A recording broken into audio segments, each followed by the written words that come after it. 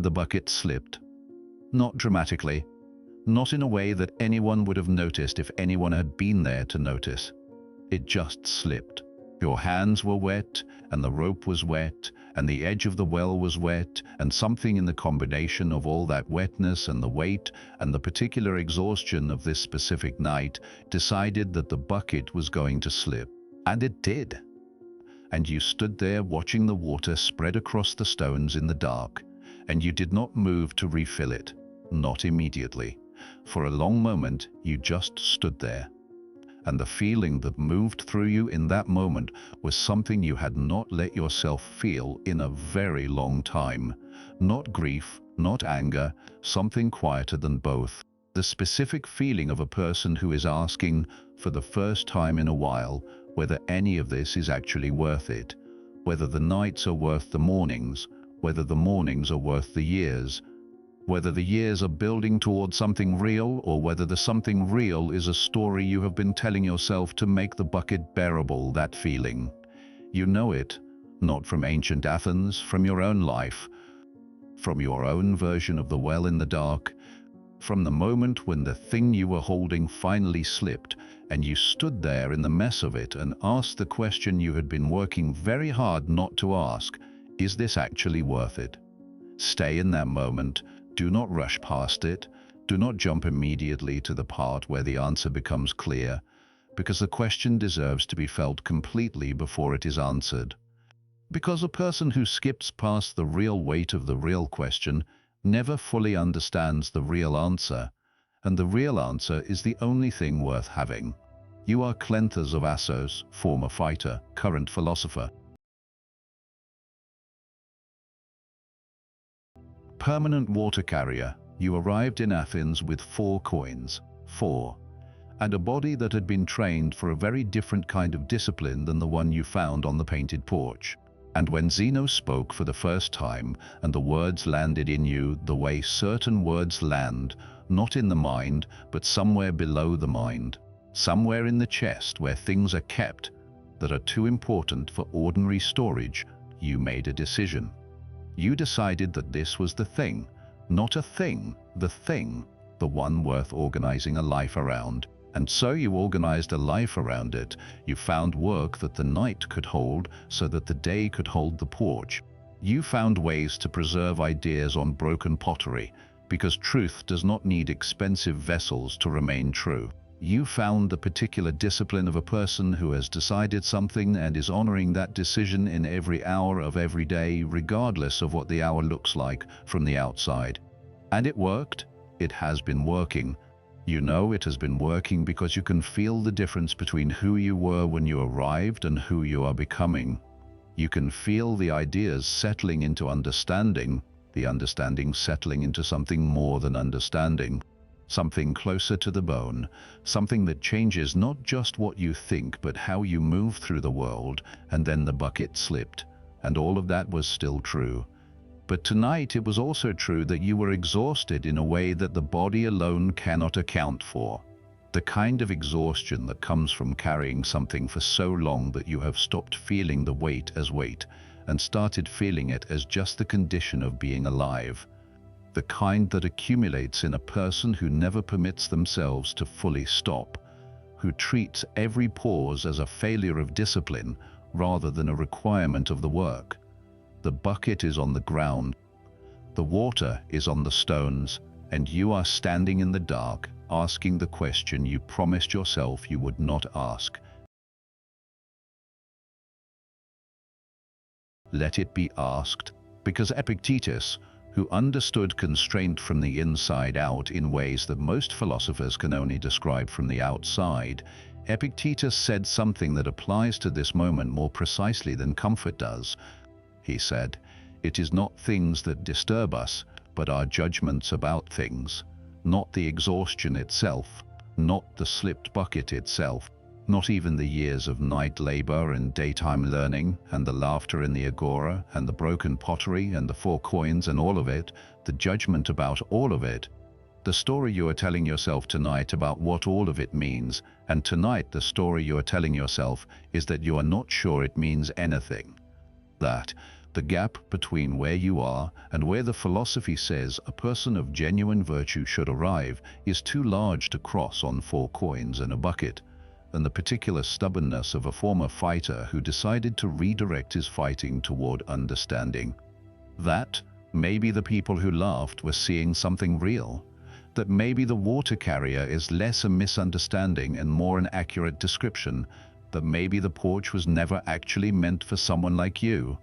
That thought, that specific thought, that is the one that almost breaks things, not the bucket slipping, that thought, because the bucket slipping is an event in the world and the thought is an event inside you. And the inside events are the ones that actually determine what happens next. Marcus Aurelius wrote this to himself on a night that was probably not so different from yours. A night when the weight of everything was real and the morning felt very far away. He wrote, "You have power over your mind, not outside events. Realize this and you will find strength. You have power over your mind, not over the bucket, not over the wet rope, not over the years it is taking, not over the laughter, not over the 4 coins or the broken pottery or the gap between where you are and where you want to arrive, over your mind, over the judgment you form about the bucket on the stones, over the story you tell yourself about what tonight means and what tomorrow holds, and whether the whole enterprise of being Cleanthes of Assos, who studies philosophy by day and carries water by night, was ever going to produce anything worth the cost. That is where your power lives. And right now, your power is being used to tell yourself a story that is not true. A story built from exhaustion and a slipped bucket and the accumulated weight of nights that are long and cold and unwitnessed. A story that the laughter in the agora contributed to without your permission.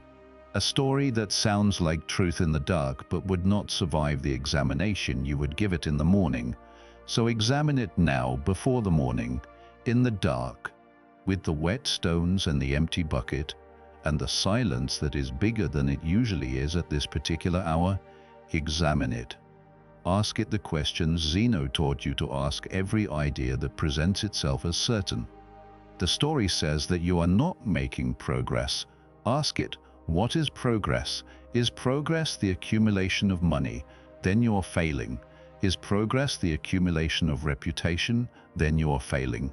Is progress the closing of the gap between where you are and where the comfortable students of the porch already began?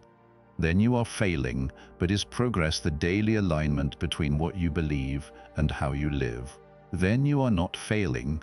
Is progress the choosing, night after night, to be the person you decided to be, even when the choosing is cold and wet and lonely and involves a slipped bucket in the dark?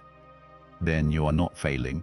Is progress the gradual, unglamorous, unwitnessed accumulation of understanding that happens in a mind that is tired but still present, still asking, still pressing on the ideas until they either break or reveal themselves as something that holds?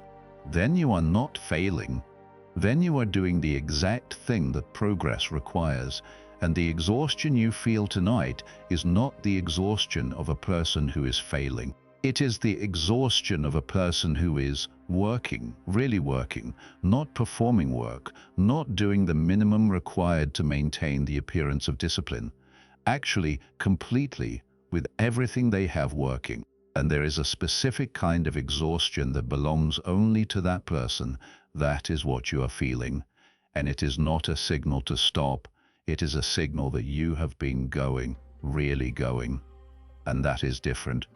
Pick up the bucket, not because the question is fully answered, not because the doubt has been completely resolved, but because the Stoics teach something that is more useful than the absence of doubt. They teach that you can act well inside the doubt, that you do not need to wait for certainty before you move, that the movement itself is often how the certainty eventually arrives. Seneca wrote in a letter to his friend Lucilius, and the letter was about exactly this kind of moment. The moment when the will to continue is not robust, but the decision to continue is still available. He wrote, It is not because things are difficult that we do not dare. It is because we do not dare that things are difficult. You dared to come to Athens. You dared to sit on the porch with 4 coins and a body that smelled of labor. You dared to write on broken pottery when the students around you had papyrus. You dared to carry water through the night for years without knowing exactly where the years were leading. And now, in the specific dark of this specific night, you are being asked to dare one more time. Not a grand daring, a small one, the smallest possible version of daring. Pick up the bucket, fill it again, continue, not because the doubt is gone, because continuing is who you decided to be. And who you decided to be does not change based on the state of your feelings on any given night.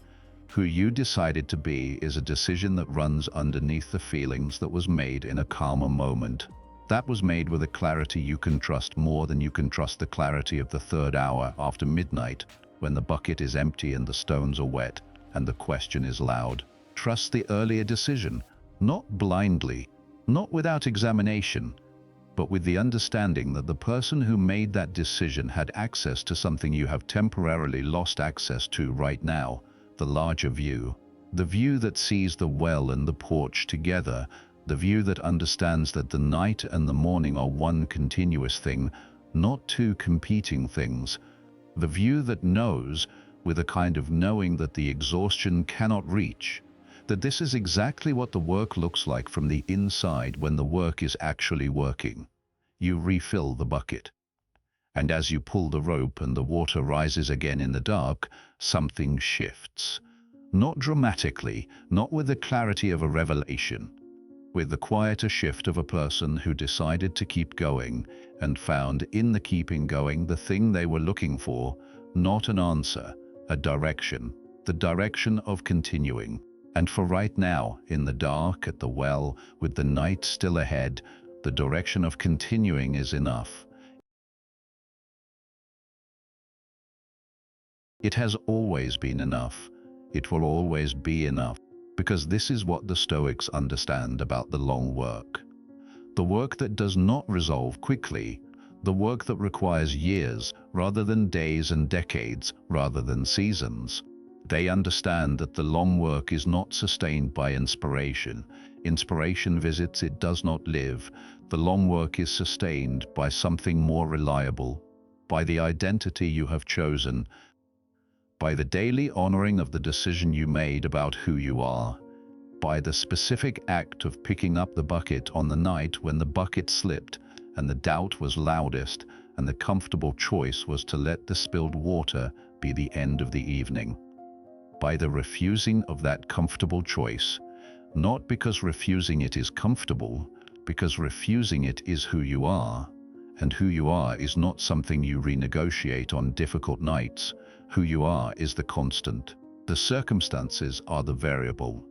And tonight, the circumstances are wet stones and an empty bucket and a question that almost became a verdict. But almost is not the same as did, and you are still here. Still at the well, still choosing. Think about your own almost, because you have one. Everyone who has ever worked seriously toward anything real has one. The night when the bucket slipped. The moment when the question was louder than the answer. The hour when giving up was not just available but genuinely tempting. When the comfortable version of things was close enough to touch and you did not take it. Or you are right now deciding whether to take it.